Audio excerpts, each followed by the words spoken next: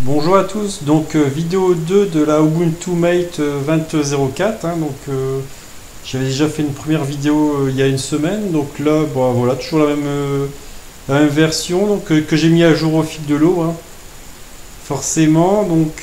Qu'est-ce qu'on peut dire là-dessus? Au niveau de Clémentine, on a toujours le même souci au niveau du lancement, tout simplement. Donc ça se lance toujours pas. Il y a l'icône, mais bon, il n'y a pas le soft qui se lance. Si je relance une seconde fois, là, je relance l'interface. Bon, après, ça fonctionne, hein, donc on le lance deux fois, ça fonctionne, et bon, c'est pas normal non plus. Et bon, la visualisation que j'aimais beaucoup, hein, n'est toujours pas disponible. Donc apparemment, c'est le paquet Project M qui n'est pas bon par rapport à cette version, en espérant qu'il résout le problème, parce que c'était un truc que j'aimais beaucoup. Ensuite, il y a Kazam. Là, j'enregistre mon écran et le son, c'est pour ça que vous m'entendez. Par contre, d'habitude, je me sers de Kazam. Alors que là, dans Kazam, le problème, c'est que, je vais vous montrer, voilà, il n'y a aucune carte son de reconnu. Et tout est en muet. J'ai beau faire des tests, machin.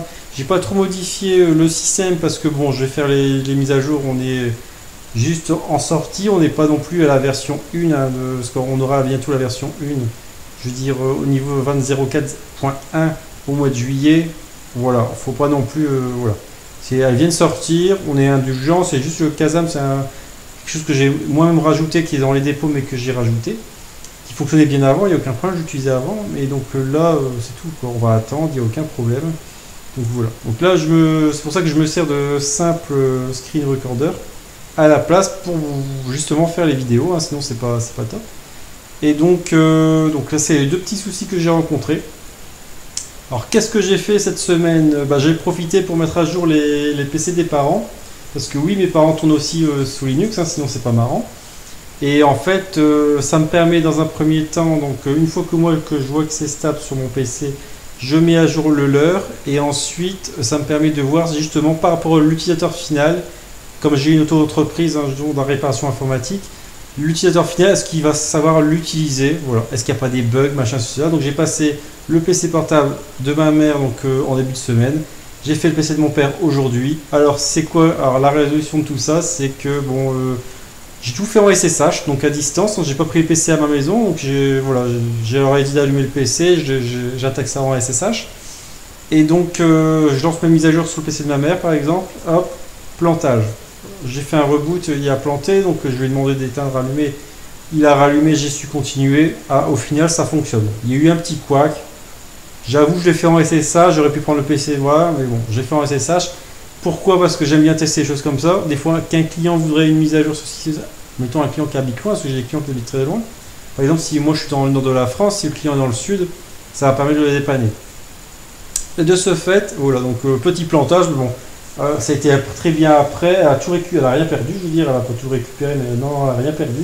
Elle a retrouvé son environnement. Elle a même, dès que c'était fini, elle a regardé ses mails, elle a dit ouais, j'ai dû mettre mon mot de passe. Je suis ouais, c'est normal. J'ai fait un petit nettoyage. Mais sinon, le mot de passe s'est viré, donc elle l'a rajouté. Bon, c'est pas grave, ça a su le faire toute seule. Et par contre, côté de ma mère, c'était impeccable, hein, voilà. Côté de mon père, par contre, gros problème. Gros problème. Donc j'ai mis à jour tout ça ce matin.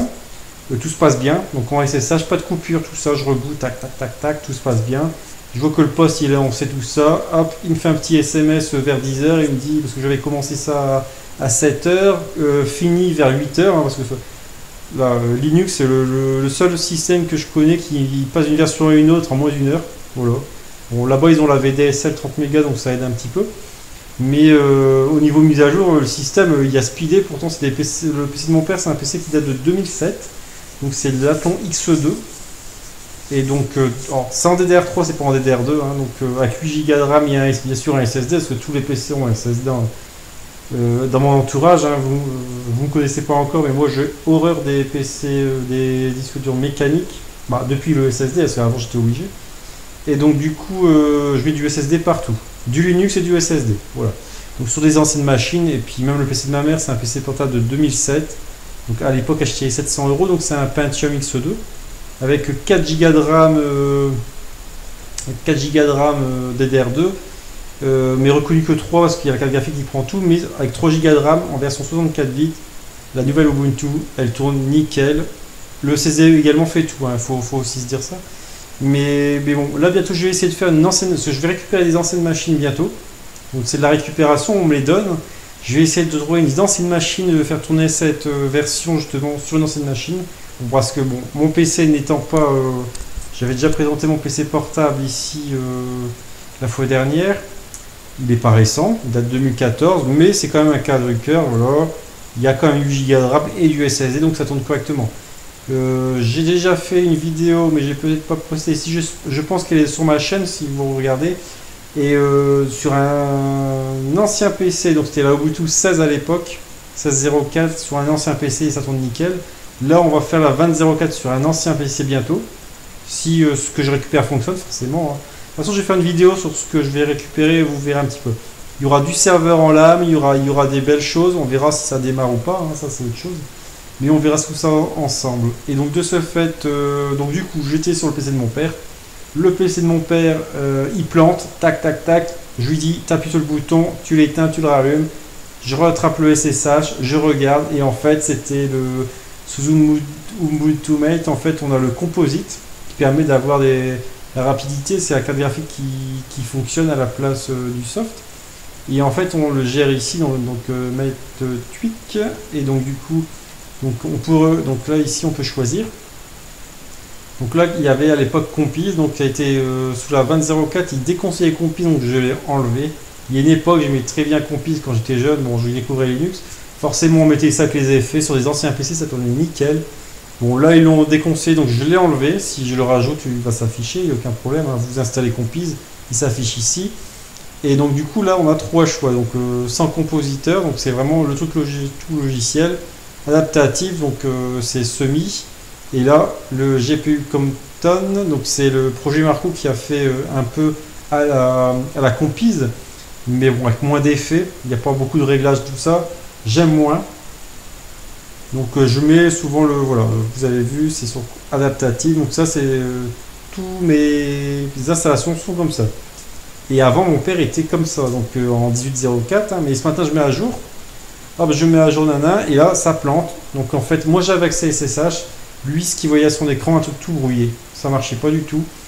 Donc je regarde, j'essaie d'installer des trucs qui Nvidia, tout ça c'est la merde, enfin bref j'ai dû purger, enfin ça a été un peu la merde. Et donc de ce fait, voilà, donc la seule solution que j'ai trouvée cet après-midi, parce que forcément le PC de mon père qui a planté c'est pas top, c'est pas cool pour lui. Et donc parce qu'il s'en sert quand même beaucoup, donc hop, je lui ai mis sans compositeur, pour l'instant ça tourne, donc cet après-midi il n'y a eu aucun plantage, il s'en est un peu servi, il m'a dit par SMS que ça fonctionnait, pour l'instant on va tester tout ça, j'attends une semaine de test avant de faire une sauvegarde complète, parce que je fais toujours des sauvegardes complètes pour mes parents, il y a un problème un soir, tac, je prends ma sauvegarde, je la restaure, et je retrouve un PC qui est nickel, parce que bon, moi des fois je rentre tard le soir aussi, donc au moins ça peut les dépanner rapidement, et en fait moi voilà, ça me génère moins de trucs. Donc des sauvegardes à fond, un peu comme mon PC également, donc je suis très sauvegarde. Et de ce fait, voilà, donc c'est la seule solution que j'ai trouvée. Bon, il y a eu aussi un problème avec le noyau, mais bon, déjà à l'époque, quand j'ai installé son PC avec ma 18.04, j'avais eu dû à une mise à jour, parce qu'en fait j'ai une mise à jour automatique sur son PC, j'ai fait un script SH qui s'exécute tous les matins à 7h, parce que son PC s'allume tout seul à 7h, il se met à jour, et ensuite mon père est là vers 8h, machin, donc de ce fait il peut l'utiliser, tout est à jour. Et là, un soir, il me disait, ouais, mon PC, il y a un message d'erreur, et donc je regardais, et en fait, le nouveau noyau, donc il y avait une mise à jour, nouveau noyau, ça démarrait plus, il y avait un message d'erreur, donc j'avais regardé un soir, et j'avais installé un noyau manuellement, pour qu'il puisse démarrer dessus, parce que bon, c'est toujours pareil, c'était au soir, on n'était pas confinés, donc je rentre tard au soir, il me dit ça, tac, tac, ta réparation, et de ce fait, voilà, j'avais la seule solution de trouver. Depuis ça tournait comme ça, et là donc là problème, il disait que le nouveau noyau ne pouvait pas s'installer à cause d'un paquet défectueux. Bon, j'ai un peu merdé là-dessus, ça a duré un petit quart d'heure, donc au bout d'un quart d'heure j'ai su débloquer la situation.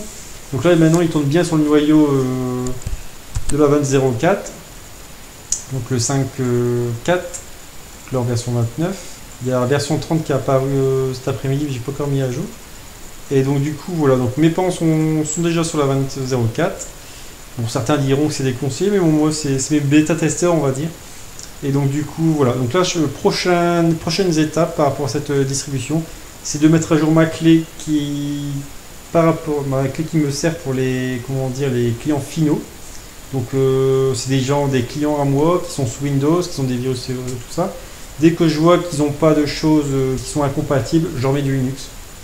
Et c'est des personnes que je n'entends jamais. Bon, je les entends un petit peu des fois quand ils ont ça. En fait, c'est beaucoup de questions, d'interrogations d'eux-mêmes. Il n'y a jamais eu de soucis techniques en fait. Et donc quand c'est comme ça, je vous montrerai, on va mettre à jour le truc, je vais l'installer et je vous montrerai comment ça marche. Et la prise à distance elle est incorporée au système et ça me permet justement de dépanner. Et les gens se en fait souvent beaucoup d'interrogations. Est-ce que je peux faire du Skype? Oui, vous pouvez faire du Skype. Est-ce que j'ai Google Chrome? Oui, vous avez Google Chrome. Firefox? Oui, vous avez Firefox. LibreOffice également. Bon, souvent ça demande Word et Excel, je remets sur du LibreOffice. LibreOffice, ouais, j'en profite parce que j'en parle. Il y a des petites lenteurs au lancement. Alors, le tout c'est de le savoir, parce que quand on le lance, on va prendre Calc par exemple, parce que je fais beaucoup de mes comptes sur Calc. Et voilà, vous voyez ici dans le bas, hop, il va arriver, hein, il n'est pas planté ni rien, mais il met du temps. Alors je l'ai lancé en console, j'ai pas eu le message d'erreur, mais il met un certain temps. Alors j'espère que ça va être réglé, parce que Calc, je m'en sers beaucoup pour mes factures. Mais contre tout ça, donc ça ferait un peu galère de lancer ça. Voilà, vous avez vu, et là il arrive. Donc je sais pas pourquoi il fait ça, il ne faisait pas sur la 1804. Voilà, le petit, c'est pas un bug, hein, c'est vraiment le... Moi j'aime bien que ce soit rapide, on clique, on lance. Hein. Moi je lance un terminal, voilà, il est là, je m'en sers, machin. J'aime pas attendre moi, donc il faut que ça, pareil pour le soir quand je fais mes factures, il faut que quand je lance, tac, tac, tac, on y va, on envoie tout. Parce que souvent il est 21h, voilà, je me suis levé à 5h20 du matin, et donc du coup j'ai envie de dormir. De ce fait, voilà, donc j'aime bien, c'est le petit aparté par rapport à LibreOffice. Sinon le reste, pour l'instant, je peux scanner, je peux imprimer, nickel. Alors ce que j'ai fait aussi, c'est parce que bon, je trouvais que des fois au niveau des sites internet, ça ramait un peu. Bon, après j'ai que 15 mégas ici sur une Freebox, mais du coup je me suis rajouté sur mon DHCP, hop, le petit DNS qui va bien ici. Et de ce fait, je trouve que le truc est beaucoup plus rapide au niveau... Donc, c'est rien à voir avec le système, c'est plus par rapport au DNS. Mais je le trouve beaucoup plus rapide que pointer sur la box pour le DNS. Donc ça, c'est la petite modif que j'ai fait également chez mes parents. Et aussi, j'ai trouvé un gain par rapport à ça. Donc pour l'instant, je vais tester comme ça. Donc ici, chez moi, j'ai mon serveur DHCP sur un serveur Debian qui est virtualisé dans mon NAS. Et ça, je ferai peut-être aussi une autre vidéo, parce qu'on a plein de vidéos. J'ai plein de choses à vous montrer. Donc des vidéos, il y a beaucoup à faire. Donc du coup voilà, qu'est-ce que j'allais dire d'autre? Donc la prochaine vidéo, ça sera la clé pour les utilisateurs finaux. Vous la présentez également, ça sera, et je vais refaire aussi la vidéo qu'il y a sur mon site internet, parce que c'est une vidéo de la 1604, donc on va mettre ça à jour. Et ensuite vous montrez les évolutions, est-ce que ça va être réparé ou pas, tac tac tac tac, et on verra tout ça plus tard. Donc vous mettez un petit commentaire. Alors voilà, moi je demande pas, c'est pas financé, c'est YouTube, ma chaîne, c'est vraiment du truc, c'est juste pour présenter moi ce que je sais faire. Alors je dis pas que je suis le meilleur. Par contre, mettez un petit commentaire. La fois dernière, il y a 2 personnes qui m'ont mis un petit commentaire. Ça m'a fait beaucoup plaisir. Même s'il y a des questions ou autre, je peux vous répondre dans la mesure du possible. Moi, il n'y a aucun problème. Après, au niveau délai, bon, je suis pas sur la chaîne tout le temps, hein, parce que je travaille beaucoup. Mais de ce fait, voilà, petit commentaire, vous aimez pas. Pour l'instant, j'ai que des pouces ou des commentaires qui sont nickel. Bah écoutez, alors je sais très bien que ça va peut-être pas plaire à certaines personnes mes vidéos, parce que peut-être que toute personne n'aime pas, mais bon, moi je fais ma vidéo comme ça. C'est brut, c'est pas préparé, c'est vraiment, voilà. Je prends mon PC, je lance le screen recorder et je fais ma vidéo, je vous parle comme ce que je pense. Donc voilà, donc pour la prochaine fois, j'essaierai de faire ça au plus rapide. Voilà, merci bien, au revoir.